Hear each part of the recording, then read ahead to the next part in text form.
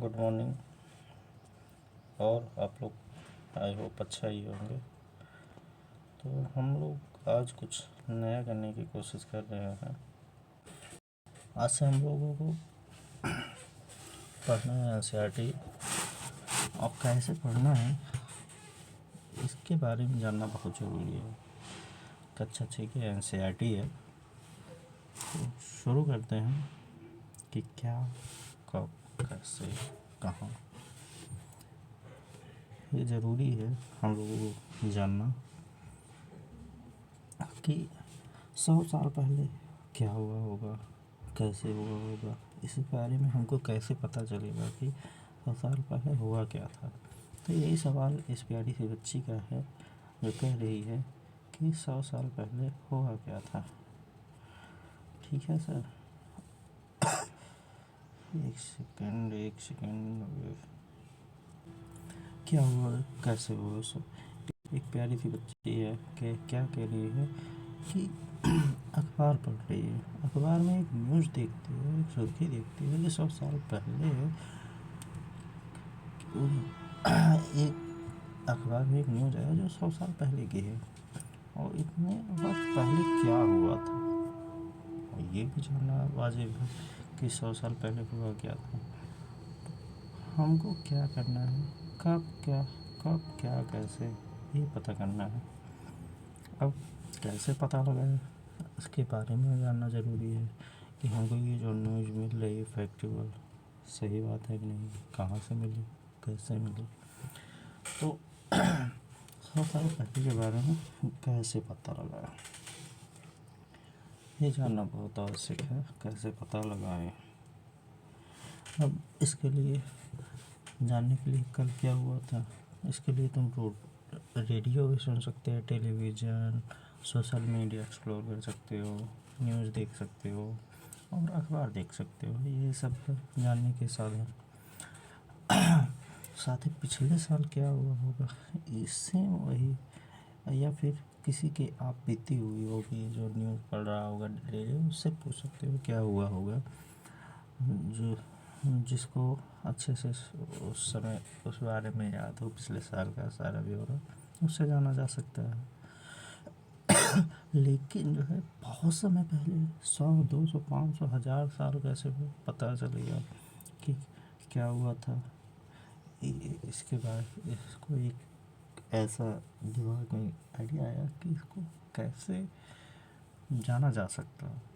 तो इसके लिए एक्सप्लोर तो करना ही होगा। तो और एक्सप्लोर कराते हैं। फिर अगला वाला क्या है, अतीत के बारे में हम क्या जान सकते हैं, हम पास्ट के बारे में क्या जान सकते हैं। जो हमारा पास्ट है उसके बारे में हम क्या जान सकते हैं। जैसे सब लोग क्या खाते थे, क्या पहनते थे, उसके बारे में हम क्या जान सकते हैं। देखिए, अतीत के बारे में हम क्या जान सकते हैं, कैसे पता चल सकता है। जैसे क्या खाते थे उस समय, आज के टाइम में फूड को प्रोसेस्ड फूड होता है और कई तरह के फूड होते हैं जिससे पता चलता है कि कौन क्या खा रहा है, कैसे खा रहा है, हाइजीन का ध्यान रख रहा है कि नहीं, ऐसा था उस समय में कि नहीं, लोग क्या खाते थे और कैसे कपड़े पहनते थे, कपड़े पहनते भी थे कि नहीं पहनते थे, किस तरह के घरों में थे, पक्के मकान थे, कच्चे मकान थे कि झोपड़ी थी, क्या था। और हाँ, हम आखेट को किसको कहते हैं, शिकारियों को। मतलब वो शिकारी, पशुपालक, कृषि शासक, पुरोहित, व्यापारी, शिल्पकार या फिर वैज्ञानिक के जीवन के बारे में जानकारी हासिल कर सकते हैं।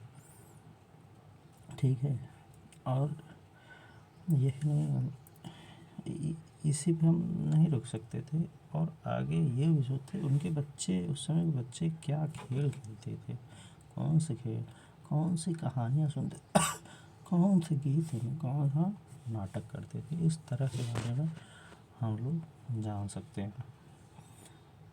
कैसे जानेंगे, अभी कैसे बात हो रहा है। अब लोग कहाँ रहते थे, दूसरा हम लोगों का क्वेश्चन है, लोग कहाँ रहते थे।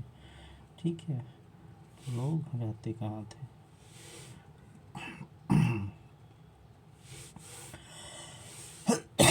लोग रहते कहाँ थे? अब इसके बाद पहली बात तो है नर्मदा नदी का पता लगाओ, और नर्मदा नदी का हमको पता लगाना है। अब अगले पेपर में चल देखते हैं नर्मदा नदी का पता हम लगाते हैं। कहाँ है नर्मदा नदी? ये रही बीचों बीच नर्मदा नदी, दिखाई दे रहा है नहीं है? ये रही नर्मदा नदी, और ये कैसे यहाँ से ऐसे ऐसे ऐसे ऐसे जाके बॉम्बे खाड़ी में गिर रही है। ठीक है, बॉम्बे के पास वही खाड़ी में गिर रही है, अरब सागर में गिर रही है। ठीक है, अब हमको मिल गया। ठीक, अब हम चल रहे हैं आगे क्वेश्चन की तरफ। पढ़ना क्या है अब? लोग इस कई लाख वर्ष पहले, क्या कई लाख वर्ष पहले जो है, सॉरी, कई लाख वर्ष पहले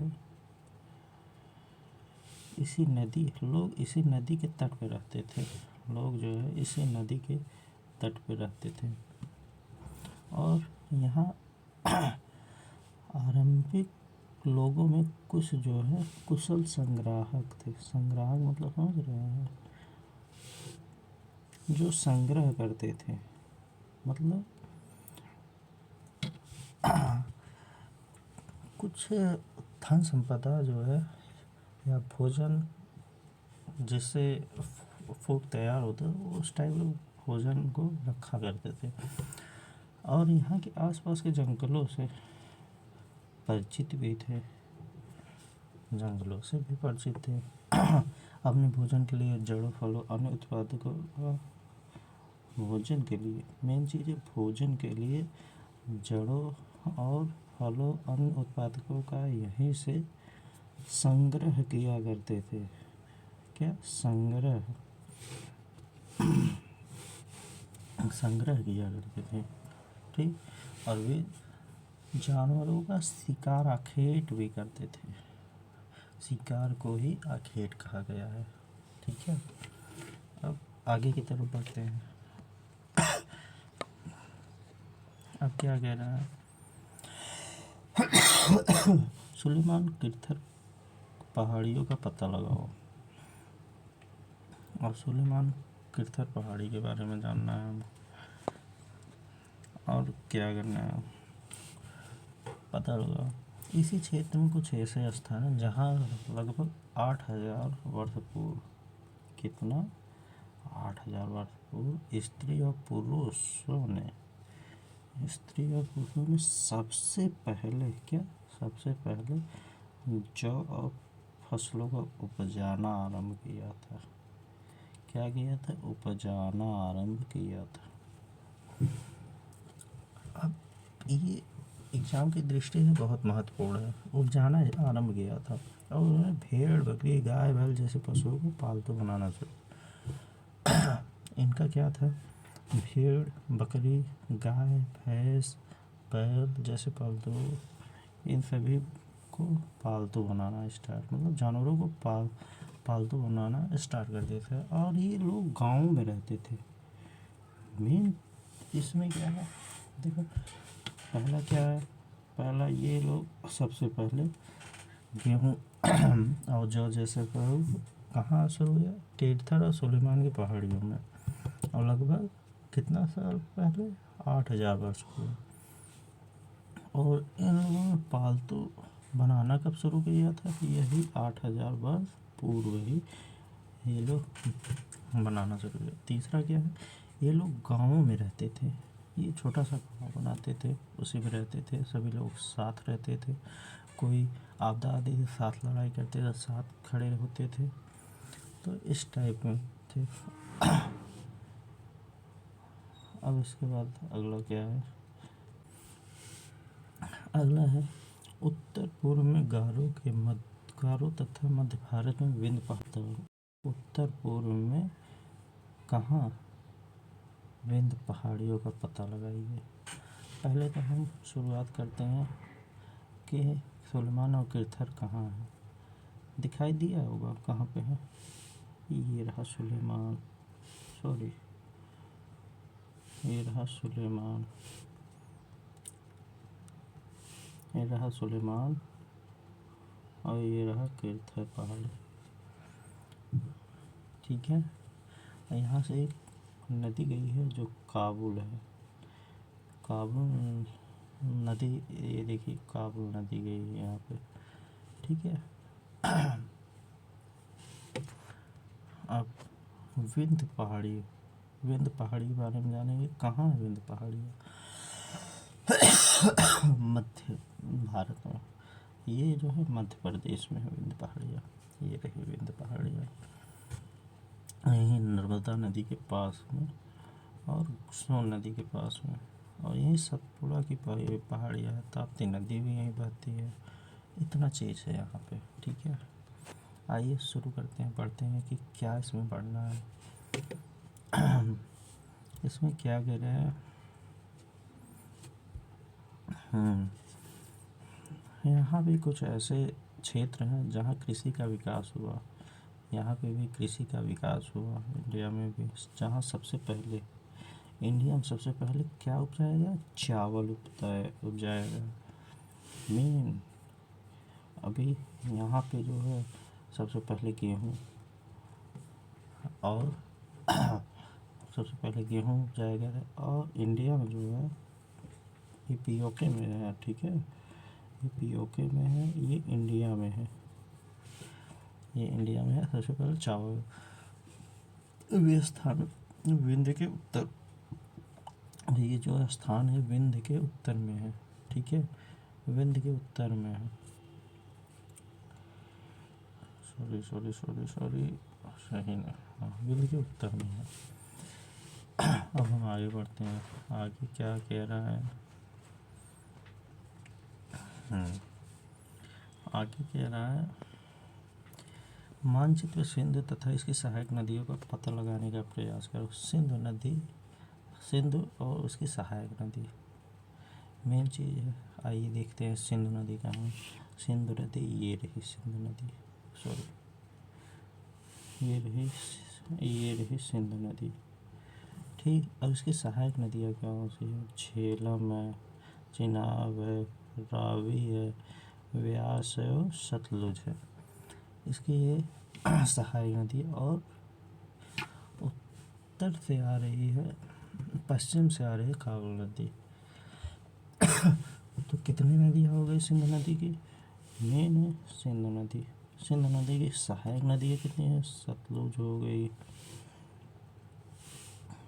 सतलुज, रावी, व्यास, चिनाब, ये सभी इधर के हो गए, और एक इधर काबुल हो गया।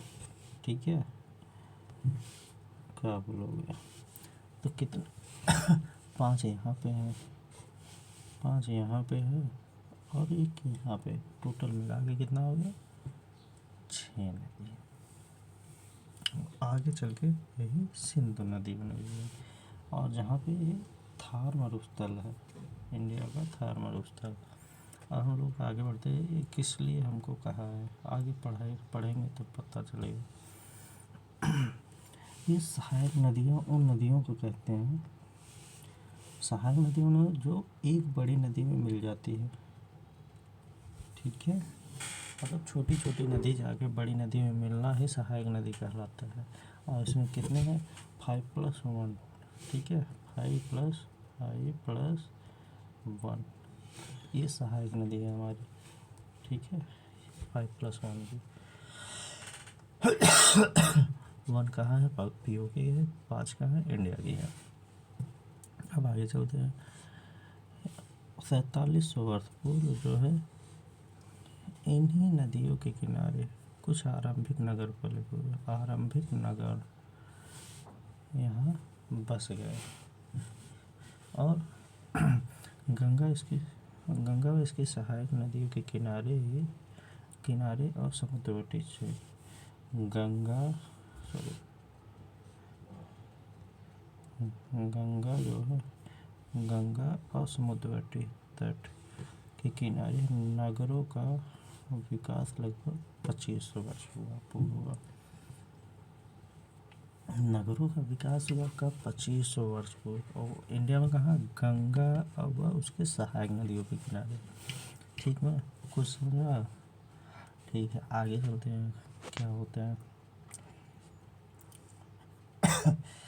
इसमें कह रहा है गंगा और इसके सहायक नदी सोन का पता लगाओ। क्यों पता लगाना है आगे पहले देख लेते हैं। गंगा के दक्षिण में, कहाँ? गंगा के दक्षिण में इन्हीं नदियों के आसपास क्षेत्र प्राचीन काल में, कहाँ? इन्हीं नदियों प्राचीन काल में जो है मगध वर्तमान में बिहार जो है, वर्तमान में बिहार के नाम से जाना जाता था। और ये जो है बहुत शक्तिशाली थे। मगध बहुत शक्तिशाली राज्य था। एक विशाल साम्राज्य की स्थापना की, साम्राज्य या राज्य की स्थापना की। और ऐसे ही देश के अन्य हिस्सों में भी राज्यों की स्थापना की गई। समझ में आया? विशाल राज्य की भी स्थापना हुई और आगे चलकर अन्य राज्यों के अन्य हिस्सों में भी राज्यों की स्थापना की गई। अब पहले हम देख लेते हैं कि गंगा और सोन नदी कहाँ पे है। हम मैप पे आते हैं। देखिए, जल्दी जल्दी खोजिए, गंगा नदी कहाँ है। गंगा नदी हमारी, गंगा मैया ये रही, गंगा माँ। और इसके बाद सोन नदी इनकी सहायक नदी है।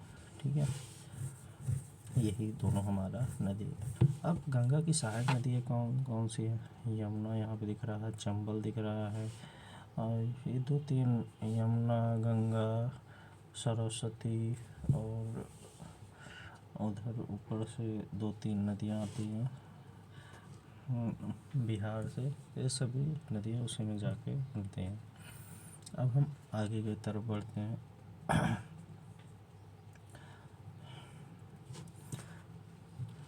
आगे क्या है?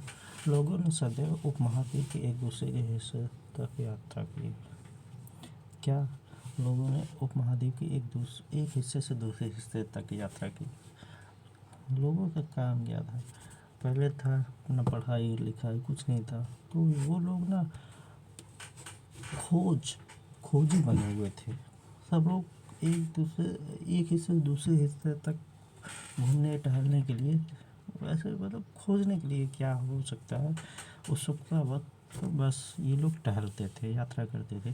कभी कभी ऊंचे हिमालय, पहाड़ी, रेगिस्तान, नदी आदि यात्रा करते थे और जोखिम से भरे होते थे। लेकिन उनके लिए ये यात्रा जो है करना असंभव नहीं था कि उनके डिक्शनरी में। आज तो हम लोग ये कभी नदी देख लेते हैं, तैरना होता है, आगे बढ़ना होता है, तो हम लोग कहते हैं नहीं, हम नहीं तैर पाएंगे। लेकिन उस टाइम उनकी यात्रा जो है हमेशा फिक्स थी कि हमको इसको पार करके आगे देखना है क्या। इतना ये लोग आगे क्या है, कभी लोग काम की तलाश में भी जाते थे। प्राकृतिक आपदाओं के कारण, मेन जो चीज़ें प्राकृतिक आपदाओं के कारण एक स्थान से दूसरे स्थान, मतलब आपदाएं उस टाइम थी, इसी वजह से तो यहाँ पे लिखा है प्राकृतिक आपदाएं होती थी। तो ये हम नहीं कह सकते प्राकृतिक आपदा नहीं थी। और सेनाएं एक दूसरे में विजय हासिल करती थी। सेनाएं जो है एक दूसरे क्षेत्र पर विजय हासिल करना, मतलब उस टाइम भी क्षेत्रों में विजय हासिल करने के लिए, क्षेत्रों को हथियाने के लिए ये लोग लड़ाई करते थे। इसके साथ ही अतिरिक्त व्यापारी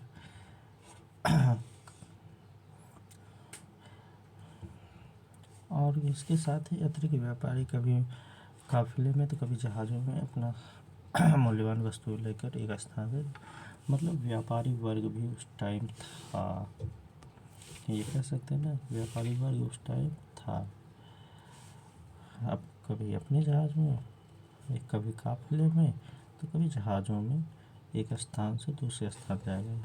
धार्मिक गुरु का भी उस टाइम शुरुआत हो गया था कि लोग धार्मिक गुरु लोगों को शिक्षा और सलाह देते थे, शिक्षा और सलाह देते थे और एक गांव से दूसरे गांव जाकर, कस्बे में भी, गांव से गांव, कस्बे से कस्बे जाया करते थे। और कुछ लोग नए रोचक तथ्यों, देखो अभी जो बात कर रहे हैं रोचक तथ्यों देखने के और खोज के लिए वो लोग जाते थे, ठीक है। चाह की उत्सुकता बतलाता, इन सभी यात्राओं में एक दूसरे विचारों को जानने का अवसर मिलता है। आज लोग यात्राएं क्यों करते हैं, ये क्वेश्चन सही है। आज लोग यात्राएं क्यों करते हैं, क्यों, क्या, कैसे? पहाड़ी, पर्वत और समुद्र इस उपमहाद्वीप की प्राकृतिक सीमा का निर्माण करते थे। पहाड़ियाँ, पर्वत और समुद्र उपमहाद्वीप की प्राकृतिक सीमा का निर्माण करते थे, ठीक है। सीमा का निर्माण, हालांकि लोगों को इन सीमाओं को पार करना आसान नहीं था।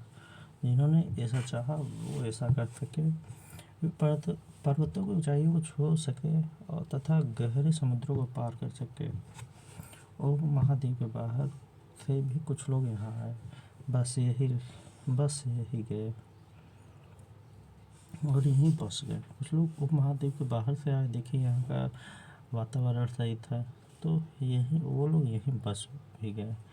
और लोगों के इस आवागमन हमारी सांस्कृतिक परंपराओं को समृद्ध और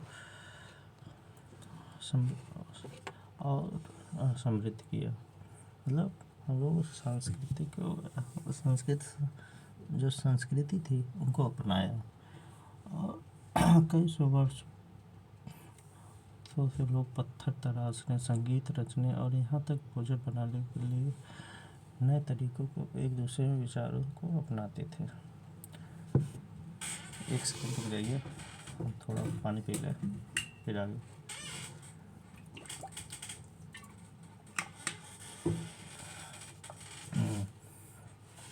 अब देखिए, अब मेन चीज़ है इंडिया। देश का नाम क्या है? अपने देश के लिए हम प्रायः इंडिया और तथा भारत जैसे नामों का प्रयोग करते हैं। इंडिया और भारत जैसे नामों का प्रयोग क्यों करते हैं? ये कहाँ से निकला तो कहाँ से निकला? हम लोग कैसे जानते हैं कि हम लोगों को इंडिया या भारत, कुछ तो लॉजिक हुआ होगा। हम जैसे मेरा नाम सहज है, कैसे पढ़ा मेरा नाम था, तुम्हारा नाम है XYZ, कैसे पढ़ा आपका नाम है XYZ। तो ऐसे अपने इस देश का नाम भारत कैसे पड़ा, कोई तो रखा होगा। तो आगे चलते हैं।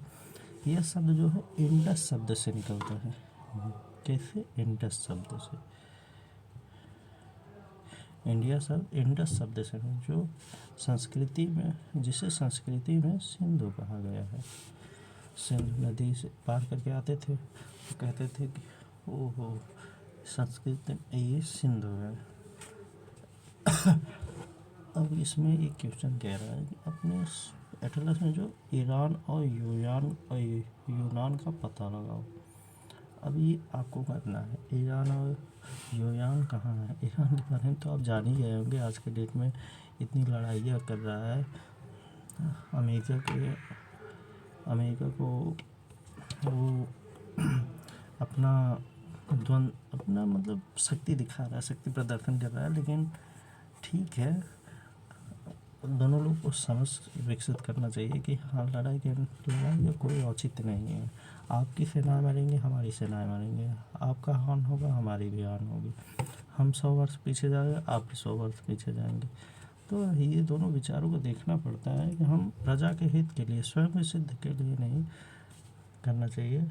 आप लोग देखिए क्या है। फिलहाल हम उसमें कांट्रोवर्सी में नहीं जाएंगे, आगे चलते हैं। लगभग 2500 ईसा पूर्व, 2500 वर्ष पूर्व जो है उत्तर पश्चिम की ओर से क्या आने वाले ईरानियों और यूनानियों ने सिंधु को हिंदोस और इंदोस अथवा इंदोस और इसी नदी के पूर्व में स्थित भूमि प्रदेश को इंडिया कहा है। इसी नदी के पूर्व में स्थित भूमि प्रदेश को इंडिया कहा। और रखने वाले कौन है? ईरानियन और यूनानिया। ठीक है। अब भारत नाम का उपयोग उत्तर पश्चिम में रहने वाले लोगों को एक समूह के लिए किया जाता था। भारत नाम का प्रयोग उत्तर पश्चिम में रहने वाले लोगों के एक समूह के लिए, सिर्फ एक समूह के लिए, एक समूह के लिए उनको कहा जाता था। और समूह के लिए किया जाता है। समूह का उल्लेख संस्कृत के आरंभिक 3500 वर्ष पूर्व ऋग्वेद में भी मिलता है। कृतवेद में, सॉरी गलती हो गई, कृत ऋग्वेद में मिलता है। बाद में इसका प्रयोग भारत के लिए होने लगा। पहले जो है ये भारत नाम का प्रयोग उत्तर पश्चिम में रहने वाले, उत्तर और पश्चिम में रहने वाले लोगों के एक समूह के लिए, समुदाय के लिए किया जाता था। बाद में इसको उल्लेख संस्कृत की आरंभिक कृत ऋग्वेद में मिलता है और यही आगे चलकर देश का नाम बना। ठीक है। आइए हम अतीत के बारे में पहले एक ताड़पत्रों से बनी पांडुलिपि का एक पृष्ठ। यह पांडुलिपि लगभग 1000 वर्ष पूर्व है। 1000 वर्ष पूर्व लिखी गई है। किताब बनाने के लिए ताड़ के पत्तों को काटकर, कौन से पत्ते? ताड़ के पत्तों को काटकर, जो है ताड़ के पत्तों को काटकर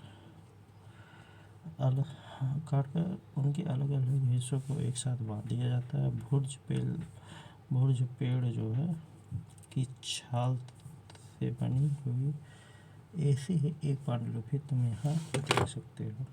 मतलब ये देखिए, अब क्या है इसमें, आप लोग देख लीजिए। ठीक है। अब हम चलते हैं अपने अतीत के बारे में। हम कैसे जानें अपने अतीत के बारे में? हम कैसे जानें? कोई तो इसके बारे में बताए, कैसे हम अतीत के बारे में जान सकते हैं? अतीत की जानकारी हम कई तरीके से प्राप्त कर सकते हैं। कैसे? इनमें से पहला तरीका क्या होगा? पहला तरीका क्या है इसमें? पहला तरीका पुस्तक। हमको कोई भी चीज़ ढूंढना होता है पूरा नॉलेज, क्या हम हिस्ट्री, जियोग्राफी, जो भी सब्जेक्ट होता है उसमें जाके देखते हैं कि पीछे हुआ क्या था। तो वही है, पुस्तकों को ढूंढना और पढ़ना। पुस्तक को जब हम ढूंढेंगे, पढ़ेंगे तो हम जानेंगे कि हमारे अतीत में हुआ क्या था।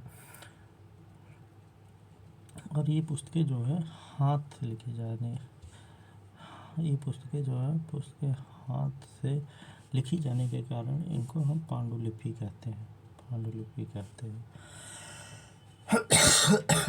अंग्रेजी पांडुलिपि के लिए प्रयोग होने वाला शब्द जो है मैन्युस्क्रिप्टस है। सॉरी दोस्तों, मेरा थोड़ा इंग्लिश जो है कमज़ोर है, तो इस वजह से आप लोग थोड़ा जो गलती हो तो क्षमा करने का प्रयास करिए। अपने छोटे भाई को, बड़े भाई को, जो भी आप मान सकते हो। प्रयुक्त में मैन्युस्क्रिप्टस शब्द का प्रयोग किया है। ये लैटिन शब्द का मेनू है।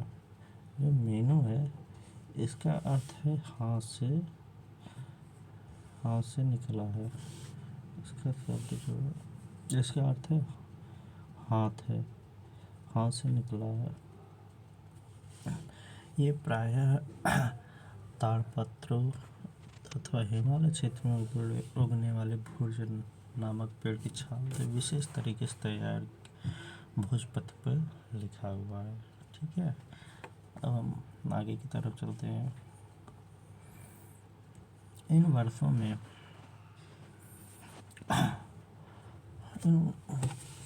इतने वर्षों में कई पांडुलिपियों को कीड़ा खा गया होगा, कुछ तो नष्ट कर दी गई होगी, कुछ आज भी ऐसे उपलब्ध है।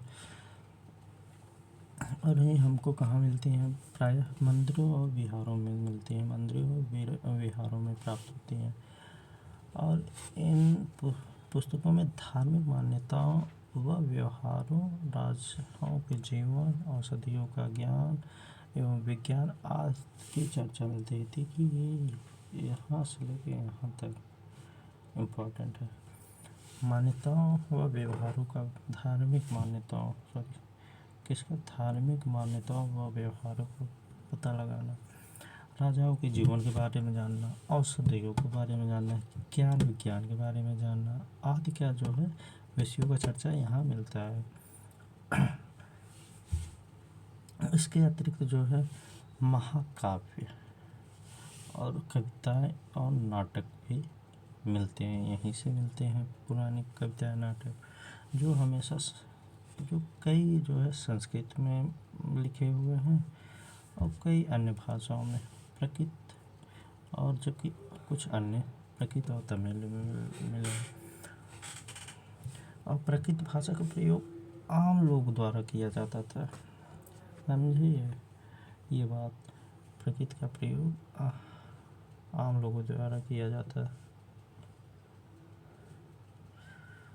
देखिए अब क्या है, लगभग 2500 वर्ष पूर्व अभिलेख वर्तमान अफगानिस्तान के कांधार से प्राप्त हुआ।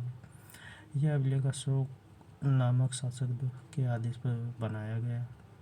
शासक के विषय में अगर तुम अध्याय 8 में पढ़ोगे, जब हम लिखते हैं तब हम किसी लिपि का प्रयोग करते हैं। लिपियों के अक्षर अथवा संकेतों से बनी होती है, बात सही है। जब हम कुछ लिखते हैं, पढ़ते हैं तो अक्षरों का प्रयोग और संकेतों से बनी होती है। जब हम कुछ बोलते हैं अथवा पढ़ते हैं तो हम एक भाषा का प्रयोग करते हैं। यह अभिलेख कुछ क्षेत्रों में प्रयुक्त होने वाली यूनानी तथा अरमेइक नामक 2 विभिन्न लिपियों के भाषाओं में है। अब चलिए हम अपने सब्जेक्ट पे आते हैं। हम अभिलेखों का अध्ययन कर सकते हैं। लेख पत्थर अथवा धातु जैसे अपेक्षाकृत कठोर सतहों पर किए गए मिलते हैं।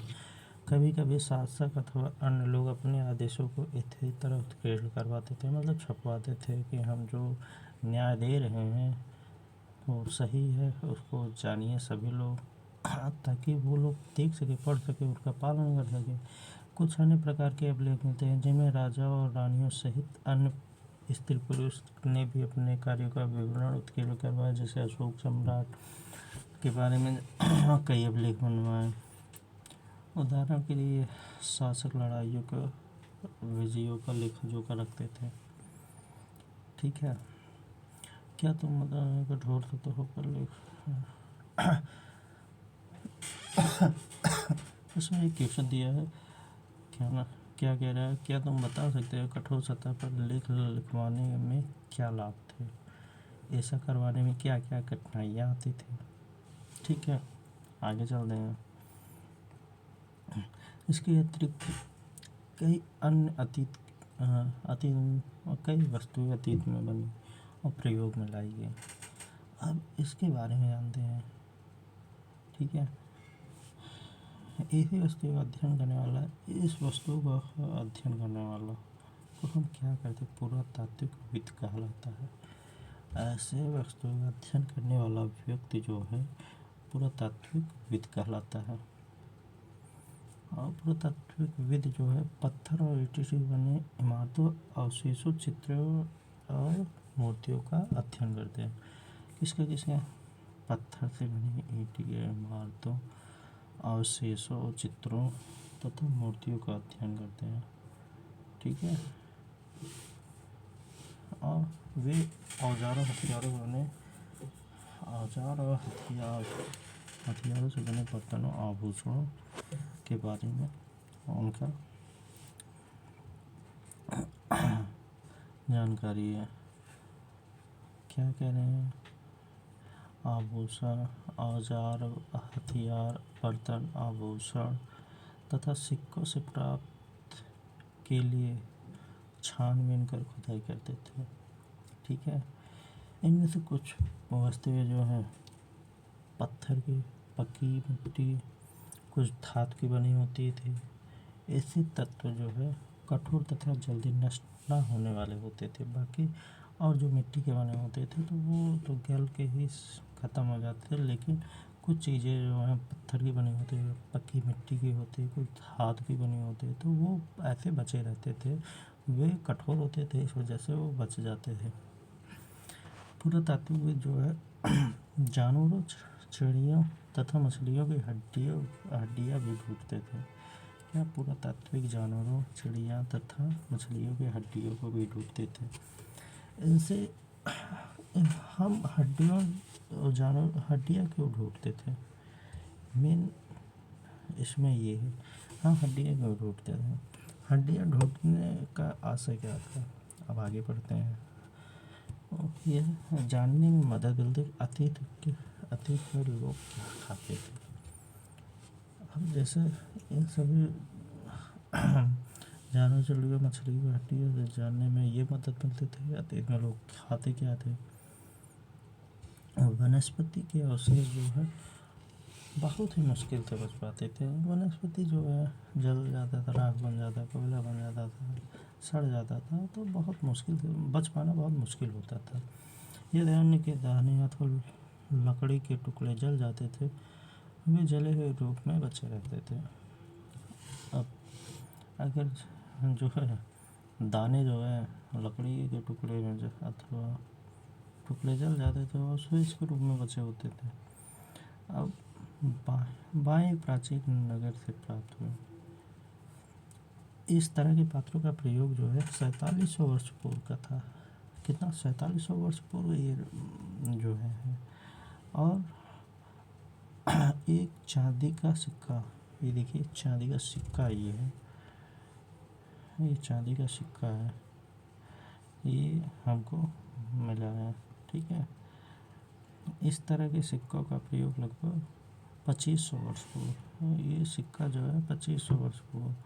और इस तरह के जो पात्र मिले हैं, ये पात्र जो मिला है ये 4300 वर्ष पूर्व का है, ये 4300 वर्ष पूर्व का है। ठीक है, अब आगे चलते हैं।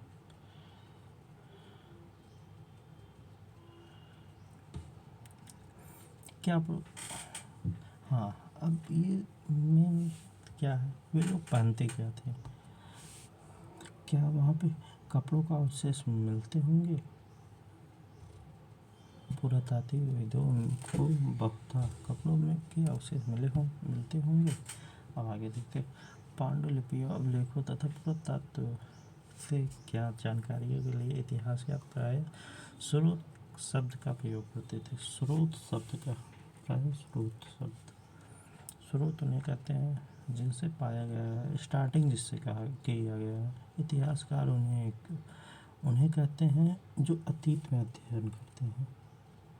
इतिहासकार किसको कहा गया है, जो अतीत का अध्ययन करते हैं उन्हें ही इतिहासकार कहा गया। स्रोत की प्राप्ति होते ही अतीत के बारे में पढ़ना बहुत रोचक हो जाता है। अब जैसे ये हमको बनाना है, ठीक है, इसको बनाना है। जब इसको हम बनाएंगे तो देखेंगे कि शुरुआत कहाँ से करें, इसका कुछ तो स्रोत हो, इसका डिज़ाइन या कलर, हर एक चीज़ जो है पहले मुझे डिज़ाइन चाहिए, वही डिज़ाइन ही स्रोत कहलाती थी।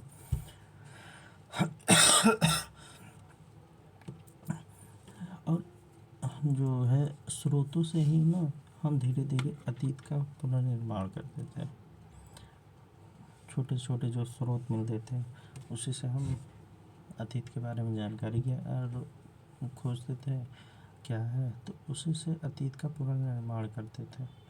और इतिहासकार पुरातात्विक उन जासूसों की तरह हैं जो सभी स्रोतों का प्रयोग शुरुआत के रूप में कर अतीत के बारे में जानने का प्रयास है। जैसे सीबीआई है, आप कोई गलती कर रहे हैं, सीबीआई या पुलिस वो छोटे छोटे कड़ी को जोड़ेगी, फिर वो एक फाइल बनाएगी, एक सीरियल वाइज से वो फाइल बनाएगी कि अपराधी कौन है, अपराधी तुम हो, जैसे मैं हुआ, तो अपराधी मैं हुआ तो वो तुरंत आएगी मेरे पास और कहे कि आपके साथ ये आपने गलत किया हुआ है, इस धारा के तहत आपको गिरफ्तार किया जाता है, आप चलिए जेल चलिए। तो वही वही सेम वैसे यहाँ पे है, छोटे छोटे सुरागों से स्रोतों से वो जोड़कर एक कहानी बनाती है, अतीत के बारे में पूरा लिखती है, जानने का प्रयास करते हैं। अतीत एक है या अनेक, अब इसके बारे में जानना बहुत आवश्यक है। अतीत एक है या अनेक, इसका जो है ध्यान दिया जाएगा। अतीत का प्रयोग जो है ना बहुवचन के रूप में किया है। अतीत छोटा थोड़ा ही हमारा अतीत कई हजारों वर्ष पुराना है, ठीक है, कई हजारों वर्ष पुराना है। तो अतीत का शब्द इसीलिए प्रयोग किया गया है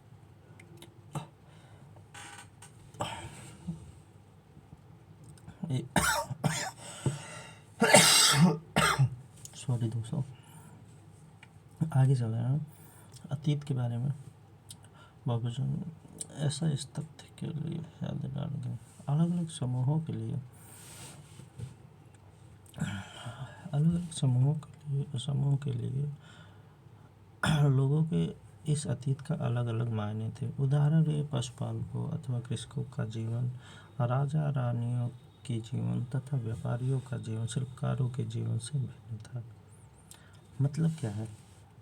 मतलब पशुपालक कृषकों का जीवन,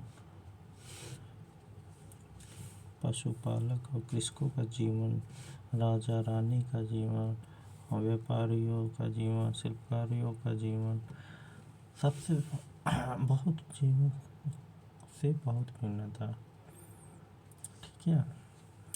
जैसा कि आज भी हम देख सकते हैं सब लोगों का जीवन, जैसे गरीब है गरीब का जीवन, अमीर है अमीर, मध्यम वर्गीय है मध्यम वर्गीय का जीवन देख सकते हैं, सबका अलग अलग है। उस समय देश के अलग अलग हिस्सों में लोग अलग अलग व्यवहारों तथा रीति रिवाजों का पालन करते थे। जो लोग हैं अलग अलग व्यवहारों और अलग अलग रीति रिवाजों का पालन करते थे। मतलब लोग व्यवहार और रीति रिवाज भी उस टाइम मानते थे। और उदाहरण के लिए ले लीजिए, आज के अंडमान द्वीप पर अधिकांश लोग भोजन जो है मछलियाँ पकड़ कर शिकार करके फल फूल का संग्रह करके प्राप्त करते हैं। इसके विपरीत जो है शहरों में रहने वाले लोग जो है खाद्य आपूर्ति के लिए अन्य व्यक्तियों पर निर्भर रहते हैं। शहर में कहाँ जगह कहाँ खेत है जिससे वो खेती करके अपना पालन पोषण, खेती तो गांव में ही होती है, गांव में रहना है तो शहर में वो कैसे काम कर पाएंगे, ये सभी चीज़ें हैं। इस तरह जो है इस तरह के भेद अतीत में मिलते हैं। इसके अतिरिक्त एक अन्य तरह का भेद है। उस समय शासक अपने विजयों का लेखा जोखा, जो लड़ाई करते थे उसका लेखा जोखा रखते थे। यही कारण है कि उन शासकों तथा उनके द्वारा लड़ी जाने वाली लड़ाइयों के बारे में काफ़ी कुछ जानकारी मिलती है। जबकि शिकारी मछुआरे संग्राहक कृषि पशुपालक जैसे आम आदमी प्रायः अपने कार्यों का लेखा जोखा नहीं रख पाते। अच्छा ये बताइए, जो राजा होगा उनके पास फ्री का समय होगा, लड़ाई करने के बाद उनके पास है क्या, बीवी उवी है, उनसे जब समय निकल पाए तो बाहर घूमने जाया करते थे। जब लड़ाई करके आते थे तो उनको अपना शौर्य दिखाना होता था कि सबको पता चले कि हमने कैसे कैसे लड़ाई की है। आज के डेट में तो सबके पास मोबाइल है, सबके पास कंप्यूटर है, तो उसमें जो है विजनरी दिखा दिया जाता है कि हाँ ऐसे लड़ाई की। तो उस समय तो सोचो कि कैसे पता चले कि हम लड़ाई करके आए, हम इस राजा को मारे हैं, ये राजा जो है सबसे महान था, इसकी जो सेना थी बहुत बड़ी थी, हाथी घोड़ों से लैस था। तो ये सब कैसे पता चलेगा? ये सब ऐसे पता चलेगा जब शिलालेख हो या फिर ताम्रपत्र हो या फिर उनके द्वारा किसी के द्वारा लिखी गई रचनाएं हो, तो उससे पता चलता है। तो और मछुआरे जो मध्यम वर्गीय हैं वो तो भाई अपने खाने का राशन पहले खोजेंगे, कि पहले वो लिखने जाएंगे कि हमने ये किया, हमने मछली मारा, हमने सिखा के हमने भोजन संग्रह किया, कृषि की। ऐसा फालतू का उनके पास टाइम ही नहीं था। फालतू नहीं कह सकते, ऐसा उनके पास टाइम ही नहीं था। जब टाइम मिले तो ऐसा करें, लेकिन उनके पास ये सब था ही नहीं, इस सब का लेखा जोखा किया ही नहीं, तो उनके बारे में जानकारी मिलना असंभव है। पुरातत्व की सहायता से हम उनके जीवन को जानने में मदद मिलती है। हालांकि अभी इनके बारे में जानना बहुत कुछ शेष है। अभी सब चीज़ों के बारे में हम लोगों को नहीं पता चला। अब तिथियों का मतलब क्या होता है? अब तिथि का मतलब से हम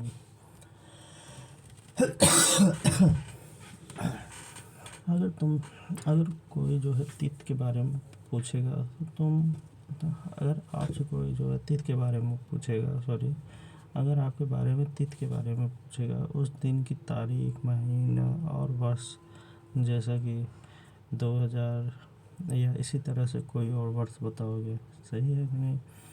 वर्ष की गणना ईसाई धर्म प्रवर्तक ईसा मसीह के जन्म से तिथि की जाती है। ईसा मसीह के जन्म से ही की जाती है। अतः 2000 वर्ष कहने का तात्पर्य है कि ईसा मसीह का जन्म वर्ष 2000 में के बाद हुआ। ठीक है, के बाद से है। ईसा मसीह के जन्म से पूर्व की सभी तिथियां ईसा से पहले के रूप में मानी जाती है। इस पुस्तक में 2000 को अपना आरंभिक बिंदु मानते हुए वर्तमान से पूर्व की तिथियों का उल्लेख करेंगे। जो है हम कहें ईसा मसीह का जो जन्म था 2000 था। 2000 के बाद से हम लोग तिथि के बारे में कहेंगे, और उसके पहले का जो है 2000 वर्ष पूर्व, वो हम पुराने के बारे में कहेंगे। लेकिन हम 2000 वर्ष इसको आरंभिक बिंदु मानते हैं। ठीक है, अब वही जो अभी बात हुई थी उसी के बारे में है।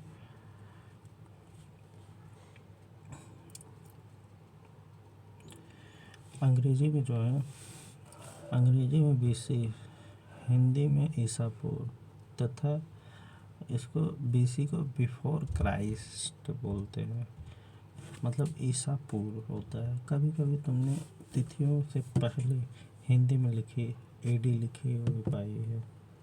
ठीक, AD लिखा हुआ पाया होगा।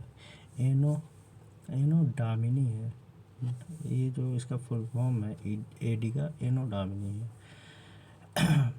ये एनो डामिनी जो है ना, 2 लैटिन शब्दों से बना है। ये जो है 2 लैटिन शब्दों से है। इसका तात्पर्य ईसा मसीह के जन्म के वर्ष से है।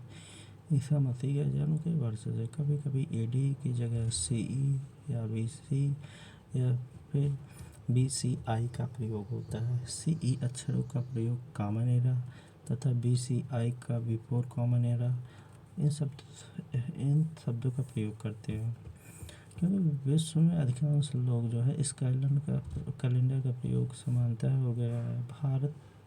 भारत में तिथियों का प्रयोग लगभग 200 वर्ष पूर्व आरंभ में हुआ था। कभी कभी अंग्रेजी की BP अक्षरों का प्रयोग होता है तथा जिसका तात्पर्य बिफोर प्रेजेंट से है।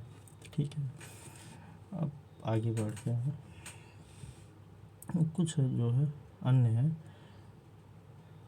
अब इसके बारे में क्या है। हमने पढ़ा अभिलेख कठोर सतह पर उत्कीर्ण करवाए जाते हैं। हम लोग जो पढ़ रहे हैं ये अभिलेख जो है कठोर सतह पर करवाए जाते हैं। ठीक है, कठोर सतह पर करवाए जाते हैं। अब इनमें से कई अभिलेख कई 100 वर्ष पूर्व लिखवाए गए हैं। कई 100 वर्ष पूर्व। अब ये कैसे हमको पता चला है? ये सब कार्बन डेटिंग से पता चला है। और सभी अभिलेखों में पांडुलिपियों और भाषाओं का प्रयोग हुआ। पांडुलिपि मतलब समझ रहे हैं, ताड़पत्र वाला, उसी को पांडुलिपि। और ताड़पत्रों पर जो लिखा गया है अभिलेखों में लिपियों और भाषाओं का प्रयोग किया गया है। और समय समय के साथ अभिलेखों का प्रयोग जो है भाषाओं तथा लिपियों में बहुत बदलाव जो उस समय का लिपि था और भाषा था, आज के डेट में क्या वही भाषा लिपि है? नहीं, बहुत बदलाव आ चुका है। वही लेखक कहना चाह रहा है कि भाषा और लिपियों में बहुत बदलाव आ चुका है। विद्वान यह कैसे जान पाते हैं क्या लिखा हुआ है? ये बात सत्य है कि हमको कैसे पता चले कि ये लिखा हुआ क्या है? कुछ तो होगा इसका प्रारूप, कुछ तो होगा इसका क्राइटेरिया कि हाँ ये ऐसे टेढ़ा लिख दें तो हाँ। जैसे हमको ये मान लीजिए ये लिखा हुआ है, ये का हम कैसे मान लें? का हम इसको कैसे माने? इसको जेड कैसे माने? इसको बी कैसे माने? इसको एक क्यों कहें? इसको दो क्यों कहें? इसको रोमन का आई कैसे, रोमन का एक क्यों कहें? ये सब क्यों कहें बताइए? कुछ तो इसकी क्राइटेरिया होगी, कोई तो इसका जो मेन और हेड होगा कि हाँ ये कहा जा सकता है, कोई तो मानने का एक मूल साधन होगा, तो वही है। इसका पता अज्ञात लिपियों का अर्थ निकालने की एक प्रक्रिया द्वारा निकाला जाता है। इसका पता अज्ञात लिपि का अर्थ निकालने की एक प्रक्रिया द्वारा। इस प्रकार से अज्ञात लिपि को जानने के लिए एक प्रसिद्ध कहानी उत्तर दक्षिणी अफ्रीका देश मिस्र से मिलती है, जो 500 वर्ष पूर्व की राजा रानी रहते थे। 5,000 वर्ष पूर्व राजा रानी रहते थे।